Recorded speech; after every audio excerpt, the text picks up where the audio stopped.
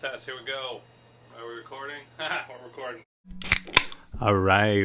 What up, Internet? J.O. here from Barley Hops and Tabletops. And today we are looking at the stats of the Boneshaper. This was our first retired character and the most powerful character we have seen to date on levels 2 through 6. We did the single summon build, more of a 2-summon build, I would say, for the Boneshaper.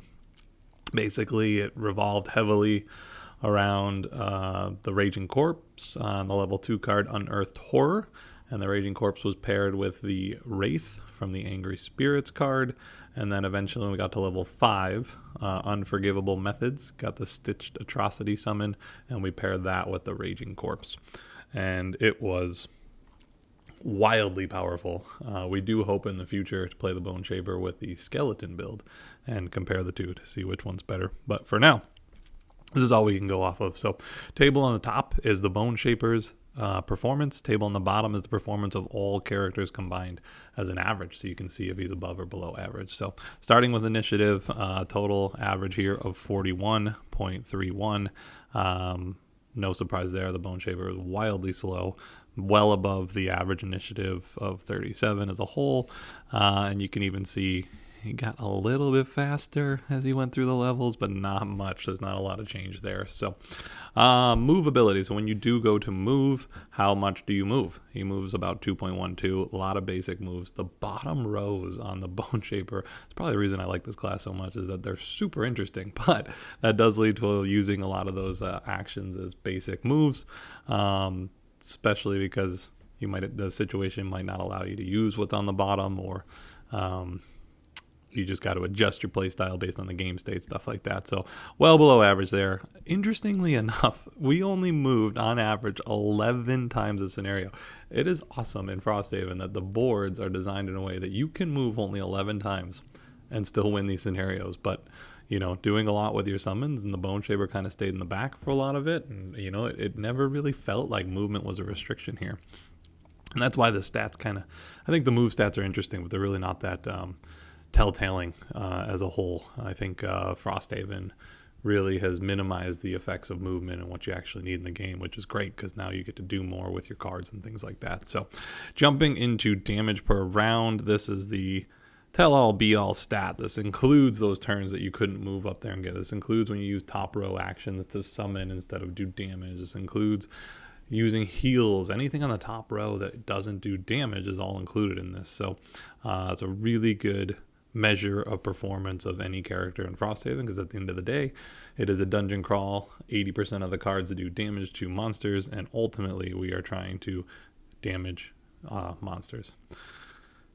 Even when there's different objectives in the scenario, we still got the best defense in games like this is a better offense. Get rid of those actions so you don't take all that heat, right? Okay, so started off really good, well above average at level 2, 3.33. Small drop at level 3. Again, that could be scenario design or something like that. Modifier deck maybe didn't fully kick in yet. Right at average at level 4, 3.53. And then this is where we see a huge jump. Level 5, that Stitched Atrocity combined with the Raging Corpse just was unbelievable. 4.34 damage, and then a level 6, 4.51. Well above average at level 5. Level 6 kind of leveled off a little bit compared to other characters. You'll see our Blink Blade and our Drifter started to do a lot of damage at level 6. So kind of a steady tried and true, but that means overall 3.93. This is the highest damage per round we have seen of any character so far. Max damage, 1 short, 17 below the total max we've seen done in a round at 18. 1.39 attacks per round. This is really where the Boneshaper excels. With the summons on the board, you get multiple attacks per round. And as you can see here, your damage per attack is a lot lower than the average, but you're making up for it because you're getting so many attacks in per round. Certain cards that worked really well, critical failure, where we could get both the Raging Corpse and the Stitched Atrocity to attack for +1 after they both attacked. That was amazing, and that is how we got that 17 max damage round. That card was pretty easy to get off. You just need Darkness. It's not that hard with the Boneshaper to kind of generate, and I mean, we focused very heavily on top row actions being ones that made our summons attack, and then other cards. So if we dive into healing here, 2.56, a little above the average when we did heal. A big part of that was contributed most of the time. We were using Fell Remedies bottom, that could get you a heal 2 to self. As far as for healing the minions, the bottom of Transfer of Essence was really great. Being able to heal 5 to an ally, that was used at least once or twice a mission. And then some other heals in there. Pulled this average down to 2.56 every time we'd use a heal ability, but that's pretty good. It's above the average there. Almost did about 2 heals a scenario on average. You can see as we went through the levels, we started to use more and more heals because we started to get more and more powerful summons that we could keep alive. And then total healing per scenario, a little below average. I found this interesting. About 6.2 versus 6.8, which is the average. And I think that just means that as healing classes got in here in the data, it started to jump that up because it felt like the Necromancer was a pretty good healer, but just a little bit below there. Damage taken per scenario, very high. No surprise there. Every time your summons took damage, we recorded that in this data. Attacks taken per scenario, I think this might be the highest we've seen. And this is a product of having 2 summons that are always in the front and that are always taking heat. 10 per scenario. However, this is the coolest thing about the Boneshaper.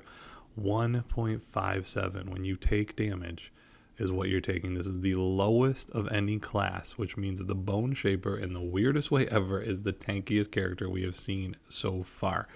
And the reason is because of curses. Those curses are huge every time they come up. Reducing these damages to 0. I think the Boneshaper was getting like 5 or 6 curses in the deck mission, which it's roughly a 50% trigger rate. So that's like 3 to 4 additional misses, and it shows up here on your damage taken per attack. Really cool, in my opinion, just an awesome game design. Like, you think of tanks as being these shieldy, bulky guys, but in this scenario, it's actually this like RNG sort of tanky style where you're just using, debuffs to not allow the enemies to do something. Super, super cool. And really the really good way to keep summons alive. Some other cards here too that were a big part of that. The bottom of Wraith the Turned Earth, where your summons don't take damage the next 3 attacks. That was a huge piece of this. I know that we had some items, the Warden's Robe that would help shield. So there's a lot of little things too that the Boneshaper could do to keep those summons alive, but combo that with the curses and you have one of the tankiest characters in the game. And that's good because when you play the single summon build or the 2 summon like we did and you lose 1 or both your summons, you become absolutely worthless. And that did happen in a couple of scenarios where we're just basic attacking our way to victory. Sometimes it worked, sometimes it didn't. All right, so support damage here, 1.82, pretty good, well above average. That's due to poisons usually. Adding them in there and then helping other characters get some damage in, that's great. No crowd control. No like immobilizes, stuns, or disarms, or anything that would actually prevent monsters from attacking. It was more about taking the attack and then hoping a curse was drawn. So very average on rounds between rests, 3.8. I don't think that's a surprise there, even though the Necromancer has a very large hand. A lot of summon cards stay on the board, so that kind of reduces your hand. A lot of lost cards that are persistent effects that you need to use. Exhausted 5 times out of 20 scenarios, 25% exhaustion rate, so I'd say that's pretty average, nothing crazy there. Loot 3.2, this was awesome. You could use the bottom of Eternal Torment, which we would always do towards the end of the mission, and get one of your summons to loot when the loot tokens were all around, and that really helped contribute to this. On top of that too, with the Necromancer being in the back, whenever you moved, you could move into loot spaces. You weren't real dependent on where your Necromancer character was, because it was more about the summons doing all the work for you. So makes him a very good looter. Experience a little bit low. I imagine if you play the skeletal build, this would be wildly different. I think you're going to get a lot more experience with those repetitive summons over and over. But for this build, not super high, 6.8 versus 8.9, lower than normal, and really good on objective. 70% of the time was able to get their objectives done, which helped contribute to the modifier deck. Doesn't have the best modifier deck compared to most characters, but there's a lot of cool little things you can put in there, like heals to self and stuff like that to keep, your longevity going and go back to your survivability. So there you have it, guys. That is the Bonemancer, the most powerful character we have seen with the 3.93 damage per round. Very tried and true. And that is doing the, what we'll call single summon, but it's with 2 summons is what we built it on. So until next time, beat it, nerds.